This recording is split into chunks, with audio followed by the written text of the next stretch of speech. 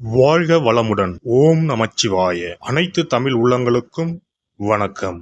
நிகழும் ஸ்ரீ மங்களகரமான குரோதி ஆண்டு ஜூலை மாதம் 17ஆம் தேதி புதன்கிழமை அன்று அனுசம் நட்சத்திரத்தில் ஏகாதசி திதியில் சுப்பிரம் நாமயோகத்தில் வணிசை கரணத்தினில் சித்த யோகம் கூடிய நன்னாளில் இந்த மகத்தான ஆடி மாதம் பிறக்கிறது. ஆடி மாதம் என்றதும் நம் நினைவுக்கு வருவது ஆடிப்பெருக்கு மட்டும்தான். ஆனால் இந்த ஆடி மாதத்தில் நிறைய சிறப்பு அம்சங்கள் உள்ளன. ஆடி செவ்வாய், ஆடி வெள்ளி, ஆடி பூரம், ஆடி அமாவாசை என வரிசையாக நிறைய தினங்கள் கொண்டாடப்படுகிறது. நிறைய சுப தினங்கள் வந்தால் கூட இந்த ஆடி மாதத்தில் யாரும் சுப நிகழ்ச்சிகளை நடத்துவதில்லை. திருமணம் மற்றும் வளைகாப்பு போன்ற சுப நிகழ்ச்சிகளை இந்த மாதத்தில் வைப்பதில்லை. புதுமண தம்பதிகளையும் இந்த மாதத்தில் பிரித்து வைப்பது உண்டு. இந்த ஆடிப்பெருக்கு திருவிழாவின் போது புதுமண தம்பதிகள் புதிய மஞ்சள் கயிறுகளை மாற்றிக்கொள்வார்கள். இந்து ஜோதிடத்தின்படி ஆடி மாதம் ஒரு அசுபமான மாதமாக பார்க்கப்படுகிறது. எனவே இந்த மாதத்தில் திருமணம், சுப நிகழ்ச்சிகள், புதுமனை புகுவிழா என எந்த சுபகாரியங்களும் நடக்காது. இந்த ஆடி மாதத்தை ஒரு சூனிய மாதம் என்றும் கூறுவார்கள். ஆடி மாதத்தை ஒரு சூனிய மாதமாக பார்த்தாலும் இந்த மாதத்தில் ஏராளமான பூஜை மற்றும் விரதம் மேற்கொள்ளப்படுகிறது. இந்த மாதத்தில்தான் சக்தி தேவிகளையும் பைரவர், வாராகி, நரசிம்மர், மகிஷாசுர மர்த்தினி, துர்க்கை அம்மன் போன்றோர்களை பக்தர்கள் மறக்காமல் வழிபடுகின்றனர். எனவே ஆடி மாதத்தில் நிறைய சிறப்பம்சங்களும் இருக்கத்தான் செய்கின்றன.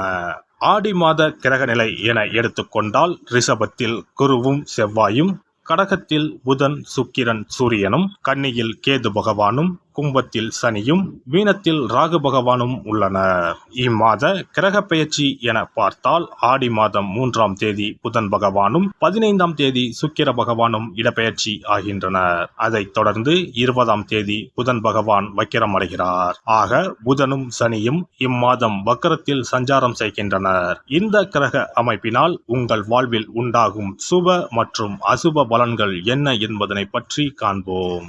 மற்றவர்களுக்கு பிடித்தாலும் பிடிக்காவிட்டாலும் தான் சொல்வதுதான் சரி என்று உறுதியாக கூறும் மீனராசி அன்பர்களே, இந்த மாதம் மனோதிடம் அதிகரிக்கும்.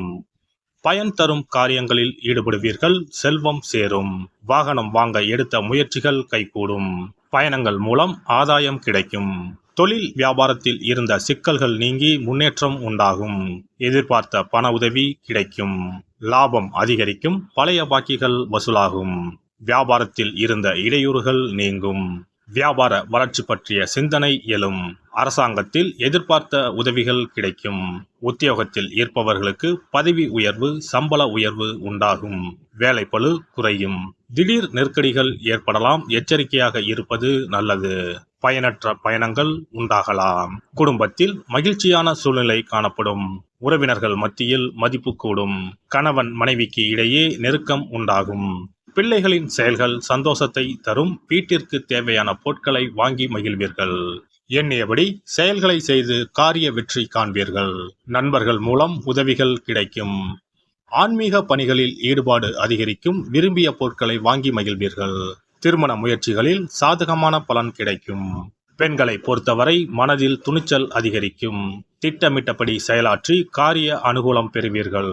கலைத்துறையினருக்கு தொழில் தொடர்பான நெருக்கடிகளை சந்திக்க வேண்டி வரும். புது ஒப்பந்தங்கள் தொடர்பான காரியங்கள் சாதகமாக முடியும். புதிய பொறுப்புகள் சுமையாக வரும். நிதானம் தேவை. அரசியல் துறையினருக்கு அடுத்தவர்களிடம் வாக்குவாதத்தை தவிர்ப்பது நன்மை தரும். நீண்ட தூர தகவல்கள் நல்லவையாக இருக்கும். எதிலும் நிதானம் தேவை. மாணவர்களுக்கு பாடங்களை படிப்பது வேகம் பெறும்.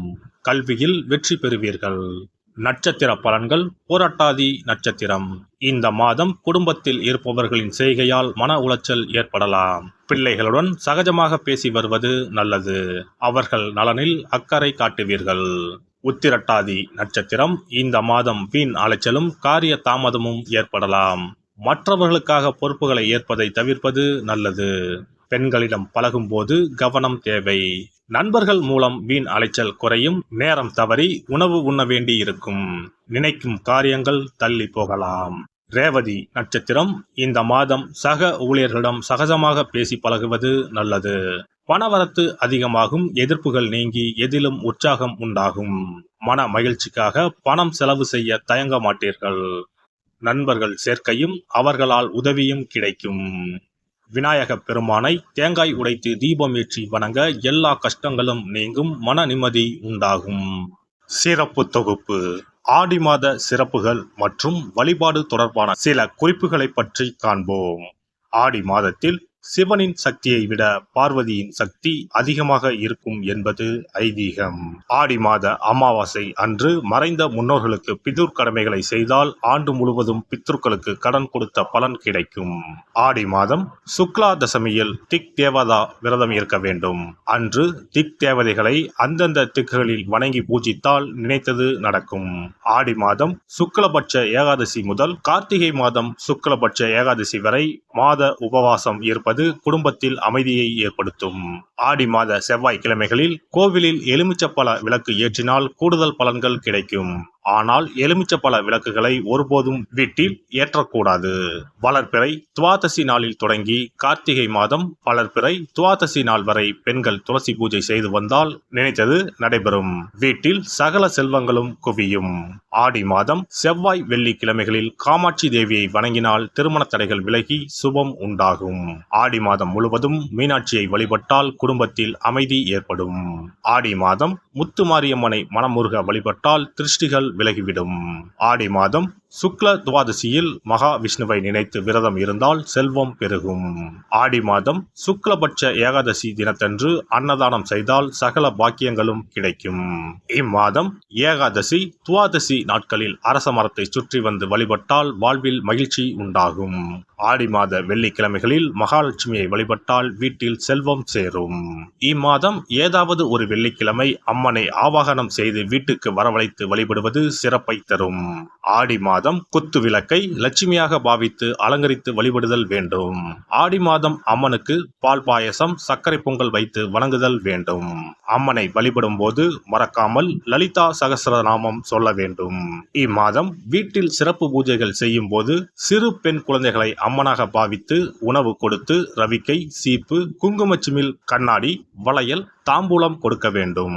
இம்மாதம் அம்மனுக்கு சாற்றப்படும் வளையல்களை பெண்கள் அணிந்து கொண்டால் திருமண பாக்கியம், குழந்தை பாக்கியம், சகல நலன்களையும் நீங்காத செல்வத்தையும் பெறலாம்.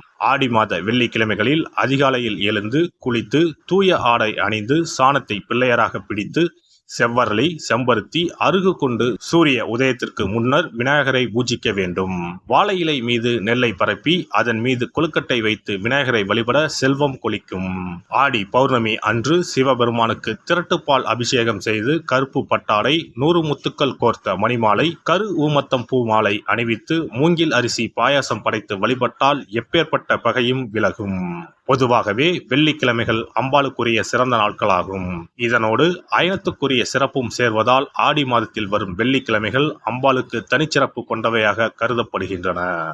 எல்லாம் வல்ல இறையருளால் நீங்களும் உங்கள் அன்பு குடும்பமும் உடல் நலம், நீலாயுள், நிறை செல்வம், உயர் புகழ், மெய்ஞானம் ஓங்கி வாழ்க வளமுடன். இந்த வீடியோ பதிவு உங்களுக்கு பிடித்திருந்தால் லைக் பண்ணுங்க, கமெண்ட் பண்ணுங்க, ஷேர் பண்ணுங்க, மறக்காம சப்ஸ்கிரைப் பண்ணுங்க, பக்கத்துல இருக்கிற பெல் பட்டனை கிளிக் பண்ணுங்க. நன்றி, வணக்கம். ஓம் நமச்சிவாய. சிவாய நம.